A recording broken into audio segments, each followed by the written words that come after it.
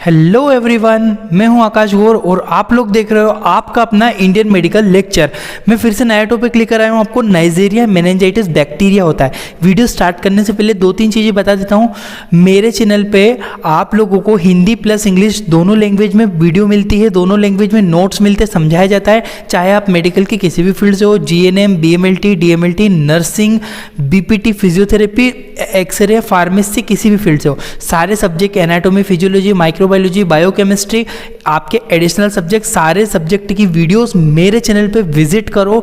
वहाँ पर आपको सारी वीडियोस मिल जाएगी, सारे चैनल के नोट्स भी मिलेंगे आपको, ठीक है। तो यार वीडियो को लाइक और चैनल को सब्सक्राइब जरूर कीजिएगा। मैं आप लोग को पूरे ईजी लैंग्वेज में, हिंदी प्लस इंग्लिश लैंग्वेज में, दोनों लैंग्वेज में समझाता हूँ। स्टार्ट करता हूँ मैं। नाइजीरिया मेनिंजाइटिस एक्चुअल में क्या होता है ये समझिए। They are gram negative cocci. Neisseria meningitis जो होता है ना, एक बैक्टीरिया होता है। कौन सा होता है? Gram negative, which found in Oval shape, जो कि कैसा होता है? हमेशा हमें ओवल शेप में मिलता है। ओवल यानी कि गोल, राउंडेड शेप में। आप यहाँ पे देख पा रहे होंगे स्क्रीन पे, ये राउंडेड शेप में, इस टाइप में आपको ओवल शेप दिखाई दे रहा है। इस टाइप से हमें बैक्टीरिया देखने को मिलता है। एक बार हिंदी में देख लीजिए। ये ग्राम नेगेटिव बैक्टीरिया होते हैं। इनकी संरचना गोल होती है, गोल यानी कि ओवल शेप में होती है।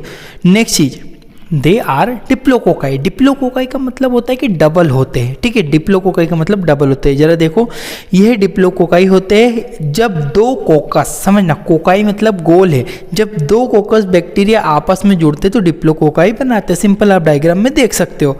एक बैक्टीरिया ये है, एक कोकाई, दूसरा कोकाई। जब ये दोनों आपस में जुड़े, ये दोनों आपस में मिले तो क्या बना? डिप्लोकोकाई। सिंगल है मतलब मोनोकोकाई, डबल है मतलब डिप्लोकोकाई। तो जो आपका नाइजीरिया मेनिंजाइटिस होता है ना, डिप्लोकोकाई होता है। डिप्लोकोकाई का अर्थ होता है डबल। क्लियर है? ठीक है, तो ये क्लियर हुआ कि ग्राम नेगेटिव कोकाई होते हैं, डिप्लोकोकाई होते हैं ये बैक्टीरिया। एक बार इसका स्क्रीनशॉट ले लो, फिर मैं आपको आगे बताता हूँ। ठीक है, आप लोगों ने स्क्रीनशॉट लिया, अब आगे बढ़ते हम लोग। नेक्स्ट चीज आती है, they are non motile and non sporing. Non motile पुराने वीडियो में मैंने क्लियर किया हुआ है, आप विजिट करो, सारे बैक्टीरिया मिल जाएंगे मेरे चैनल पे आपको। मैंने बोला है यह बैक्टीरिया गति नहीं कर सकता और स्पोर्स भी नहीं बना सकता। मैंने नॉन मोटाइल का मतलब वह बैक्टीरिया जो कि मूवमेंट या गति नहीं कर सकते हो, ऐसे बैक्टीरिया को हम नॉन मोटाइल बैक्टीरिया कहते हैं, जो गति ना कर सके। और ऐसे बैक्टीरिया जो कि गति कर सकते हो, ऐसे बैक्टीरिया को हम मोटाइल बैक्टीरिया कहेंगे। और नॉन स्पोर्स का मतलब पहले भी बताया, फिर से बता देता हूँ। स्पोर्स का मतलब होता है जब बैक्टीरिया को अनफेवरेबल कंडीशन मिलती है। अनफेवरेबल कंडीशन का अर्थ ये होता है कि जब बैक्टीरिया को न्यूट्रिशन नहीं मिलता, खाना पीना नहीं मिलता, तो बैक्टीरिया मर जाते हैं, ठीक है। मतलब वो स्पोर्स नहीं बना पाते। स्पोर्स का मतलब होता है कि बैक्टीरिया को खाना पीना नहीं मिलता तो वो उसकी बॉडी छोड़ देता है और उसकी आत्मा यानी कि उसका DNA उसको कैद कर लेता है, पड़ा रहता है। लाखों साल के बाद भी उसे जब खाना पीना मिलेगा फिर से जिंदा हो जाएगा। वो बैक्टीरिया स्पोर वाले बैक्टीरिया कहलाते हैं। पर यहाँ पे बात हो रही है नॉन स्पोरिंग, यानी कि जो नाइजीरिया मेनिंजाइटिस जो मैं आपको पढ़ा रहा हूँ, ये बैक्टीरिया स्पोर नहीं बनाता है, गति भी नहीं करता है, ठीक है। दो चीज, स्पोर्स भी नहीं बनाएगा, गति भी नहीं करता है। नेक्स्ट देखिए आप इसमें, it's normal size approximately 0.6 micrometre. ये बता रहा है इसकी साइज के बारे में। इसका आकार लगभग 0.6 मीटर तक होता है। माइक्रोमीटर, सॉरी मीटर नहीं, माइक्रोमीटर में होता है, ठीक है।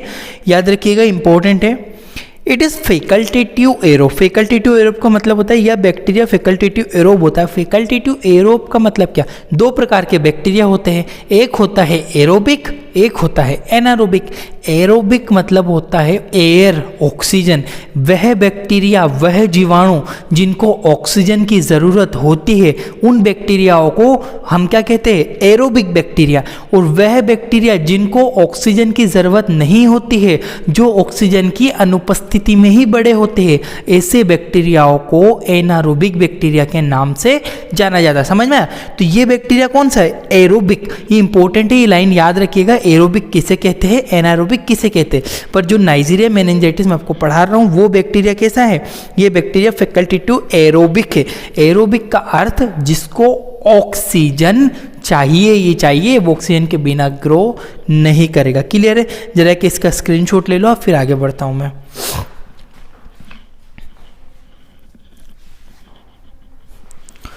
ठीक है, ये हुआ आपका क्लियर। फैकल्टेटिव एरो बता, ये इंपॉर्टेंट याद रखना, कुछ नॉन मोटाइल होता है, नॉन स्पोरिंग, स्पोर नहीं बनाता, गति भी नहीं करता है, साइज 0.6 माइक्रोमीटर तक अप्रोक्सीमेटली इतनी होती है, और ये एरोबिक बैक्टीरिया है, यानी कि ऑक्सीजन इसको चाहिए होती है, ऑक्सीजन की प्रेजेंस में ये ग्रो करता है। मैं आगे बढ़ूँ यहाँ से। नेक्स्ट चीज आती है एंटीजेनिक स्ट्रक्चर। एंटीजेनिक स्ट्रक्चर का मतलब खतरनाक शरीर, उसके शरीर में क्या खतरनाक चीज़ है। यदि मैं बात करूँ कि मैं एकदम फाइटर हूँ, तो मेरे शरीर में क्या हानिकारक चीज़ें सामने रख ली, मेरे हाथ, मेरे पैर, ठीक है, 2 हैंड 2 पैर, क्योंकि मैं फाइटर हूँ, मैं हाथों से लड़ता हूँ, पैर से लड़ता हूँ। इसी टाइप से यदि मैं बात करूँ एंटीजेनिक स्ट्रक्चर बैक्टीरिया का, कि बैक्टीरिया किस तरह से लड़ता है। लड़ने का अर्थ होता है हमारे शरीर के अंदर आने के बाद वो हमें कैसे नुकसान करता है, कैसे हार्म पहुंचाता है, उस चीज़ को बोलता हूं एंटीजेनिक स्ट्रक्चर। अब बैक्टीरिया में ऐसा क्या होता है जो आपको नुकसान करता है, देखो जरा। नाइजीरिया मेनिंजाइटिस की बात कर रहा हूं मैं। कैप्सूल, देखो कुछ बैक्टीरिया होते हैं नाइजीरिया मेनिंजाइटिस के जिसमें कैप्सूल पाया जाता है। कैप्सूल का मतलब होता है कि जैसे कि मैं हूँ, अब मेरी बॉडी, अब फ़ोन है, आपका मोबाइल है, मोबाइल के ऊपर आप लेमिनेशन करवा लो, तो वो लेमिनेशन क्या हो गया, कैप्सूल हो गया। क्या करेगा, फ़ोन को प्रोटेक्ट करेगा। इसी टाइप से आपके बैक्टीरिया चारों तरफ से कवरिंग बना लेते हैं हार्ड पॉलीसेकेराइड की, जिसे हम कैप्सूल कहते हैं। Some bacteria has capsule which is inhibit the phagocytosis. देखो मैं बताता हूँ इसका मतलब, कुछ बैक्टीरिया के पास कैप्सूल पाया जाता है, इसी कारण या फेगोसाइटोसिस की क्रिया को रोक। फेगोसाइटोसिस का मतलब होता है कि खाना, समझ लो, आप ये समझ लो कि जैसे कि हम खाना खा रहे, तो जो खाना है वो हमारे लिए क्या है, हम एक सेल है, हम उसको खा रहे हैं, फेगोसाइट कर रहे हैं। इसी टाइप से आपके शरीर में, हमारे शरीर के अंदर सेल्स होती है, प्रोटेक्टिंग सेल जिन्हें हम WBC कहते हैं या एंटीबॉडी कहते हैं। वो एंटीबॉडी बैक्टीरिया को खा जाती है, फेगोसाइट कर जाती है और मार देती है। परंतु ये जो कैप्सूल है ना, ये फेगोसाइटोसिस को रोक सकता है। आप ऐसे समझो कि एक बड़ी शार्क मछली नदी में, समुद्र में है, वो छोटी मछलियों को ईजिली खा जाएगी। क्लियर है? यदि उसको मैं कछुआ खाने के लिए दे दूं तो वो खाएगा नहीं, खा पाए, क्योंकि उसके चारों तरफ क्या है, कवच है, यानी कि कैप्सूल है। इसी टाइप से कुछ बैक्टीरिया ऐसे होते हैं जिन्हें कैप्सूल होता है, फेगोसाइटोसिस जो खाने की जो प्रोसेस होती है, हमारी एंटीबॉडी उसे नहीं तोड़ पाती, खाने की प्रोसेस को ही मैं फेगोसाइटोसिस कहता हूँ। ये पॉइंट है ना, मैं बहुत ईजी लैंग्वेज में बताता हूँ, इसको याद रखना। फेगोसाइटोसिस का मतलब क्या होता है, आपको आगे बहुत हेल्प होगी ये टर्मिनोलॉजी की। पेप्टाइडोग्लाइकन लेयर, पेप्टाइडोग्लाइकन लेयर भी होती है भैया, peptidoglycan layer which is provider rigidity to the bacteria.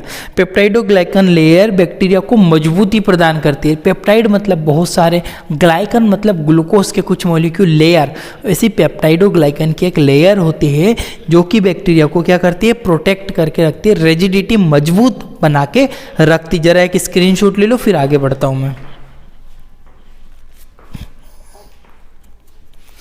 Clear है?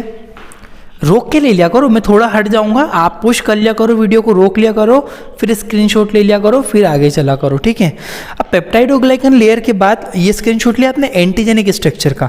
अब आते हैं इसकी पैथोजेनेसिस। पैथोजेनेसिस का मतलब होता है बीमारी। बैक्टीरिया के अंदर कौन, मतलब जो नाइजीरिया मेनिंजाइटिस होता है वो कौन सी बीमारी हमारे अंदर कॉज करता है।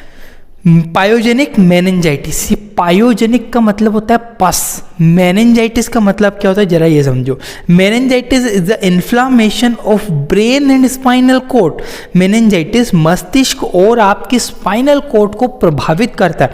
आपके ब्रेन के ऊपर जो स्पाइनल लेयर होती है, स्पाइनल कॉर्ड होती है, इसमें इन्फेक्शन कॉज करेगा, पस बनाने लगेगा, इसे मैं बोलूँगा मेनिंजाइटिस। जरा डायग्राम देखो, एक ये आपका स्वस्थ ब्रेन है, ये नॉर्मल है। मेनिंजस, जो मेनिंजस एक लेयर होती है एक्चुअल में, ठीक है। मेनिंजस क्या होती है, ब्रेन के ऊपर एक लेयर होती है स्पाइनल को, वो मेनिंजस लेयर में पस बनने लगता है, जिसे मेनिंजाइटिस कहेंगे, ठीक है। नॉर्मल मेनिंजस कैसी होती है, ऐसी लेयर होती है। अगर ये मेनिंजाइटिस मतलब बैक्टीरिया से प्रभावित हो गई तो देखो पस बनने लग गया। इस लेयर में क्या पस था, बट इस लेयर में पस बन चुका है। तो आपकी जो मेनिंजेस जो लेयर होती है ना ब्रेन के, उस मेनिंजेस लेयर को प्रभावित करता है नाइजीरिया मेनिंजाइटिस, जो कि मेनिंजाइटिस एक बीमारी का नाम है। तो याद रखिएगा, स्क्रीनशॉट इसका ले लो, फिर आगे बढ़ता हूं मैं।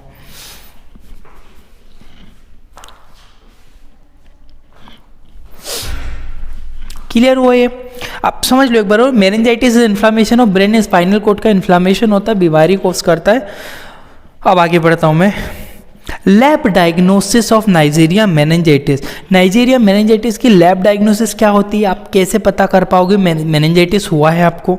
देखो, सबसे पहला आता है सैंपल कलेक्शन। पहले आप मरीज का सैंपल निकालोगे। अब सैंपल में क्या क्या निकालोगे वो मैं बताता हूँ।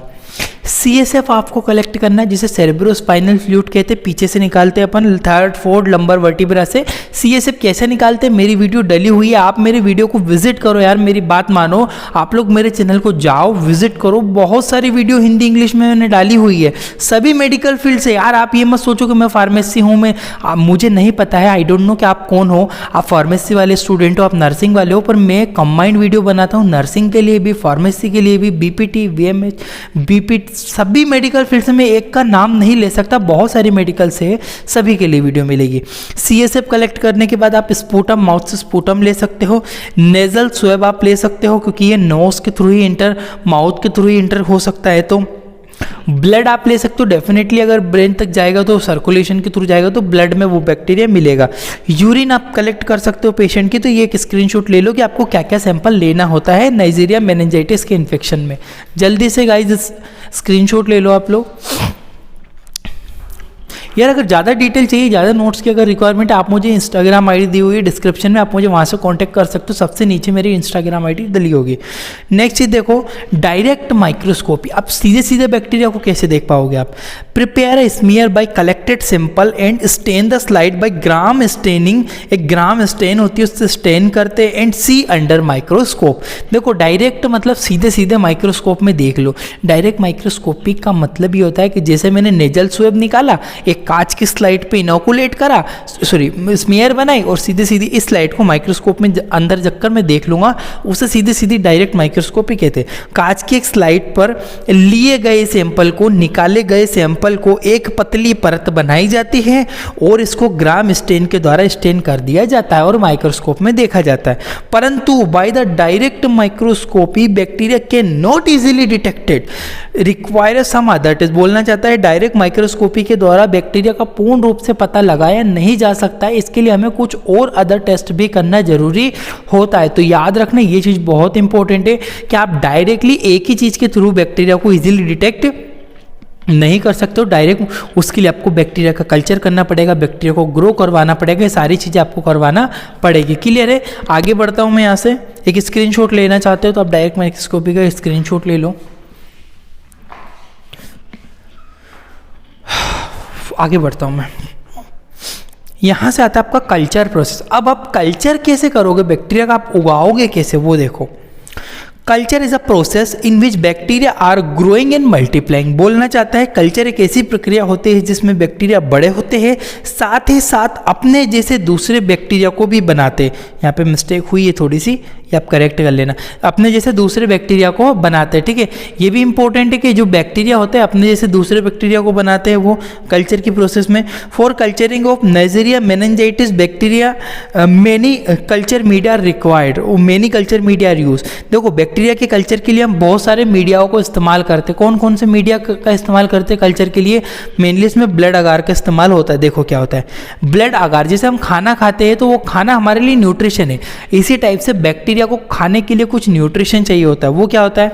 देखो CSF सेंट्रीफ्यूज। देखो हमने CSF जो निकाला है ना, उसको हम एक सेंट्रीफ्यूज मशीन में सेंट्रीफ्यूज कर लो, उसके नीचे कुछ भाग जम जाएगा, उसको निकाल के कांच की स्लाइड पे ले लो। CSF को सेंट्रीफ्यूज करने के बाद कुछ भाग को सेडिमेंट हो जाता है, उसको ब्लड अगार पर इनोकुलेट। ये ब्लड अगार है, इस पे हमने ऐसे ऐसे इनोकुलेट कर दिया उसे, ठीक है। सैंपल निकाला, लूप से नाइक्रोन लूप से उसे ऐसे ऐसे करके इनोकुलेट कर दिया, इनोकुलेशन बोलते। एक बार ब्लड अगार का स्क्रीनशॉट ले लो आप लोग।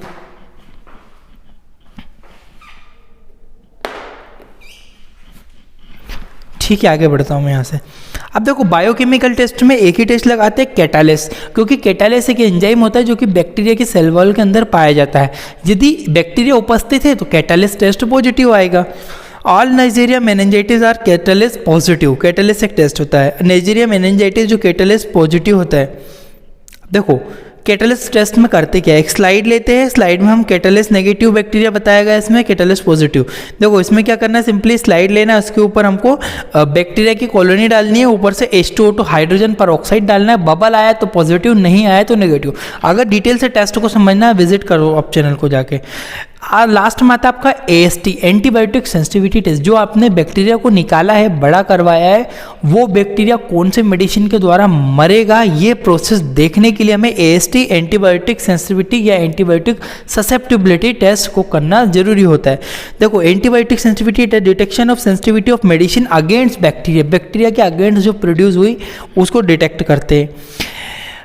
एंटीबायोटिक सेंसिटिविटी टेस्ट का इस्तेमाल किसी भी दवाई की क्षमता पता करने के लिए किया जाता है, और कौन सी दवाई कितनी ज़्यादा इफेक्टिव। इसलिए देखो ये रही कॉलोनी ग्रो करवाई थी ना, उसमें हमने ऊपर से टैबलेट रख के देख लिया, अब कौन सी टैबलेट ने बैक्टीरिया की कॉलोनी को मार दी, ये वाली सबसे इफेक्टिव है। अब देखो कौन कौन सी मेडिसिन होती है जो इफेक्टिव होती है। ट्रीटमेंट में आप क्या दे सकते हो, पेनिसिलिन का कंटेंट आ सकता है, क्लोक्सोसिलिन का आ सकता है, वेंकोमाइसिन का आ सकता है, क्लोरोहेक्साडाइन का आ सकता है। ये कुछ इंपॉर्टेंट मेडिसिन है जिनका नाम याद रखना आपको जरूरी है। Thank you for watching your Indian medical lecture. Please channel को विजिट करो, चैनल को सब्सक्राइब जरूर करो, वीडियो को लाइक करो। मैं हिंदी प्लस इंग्लिश में सभी मेडिकल एग्जाम के लिए बनाता हूँ, कॉलेज लेवल हो चाहे कंपटीशन हो।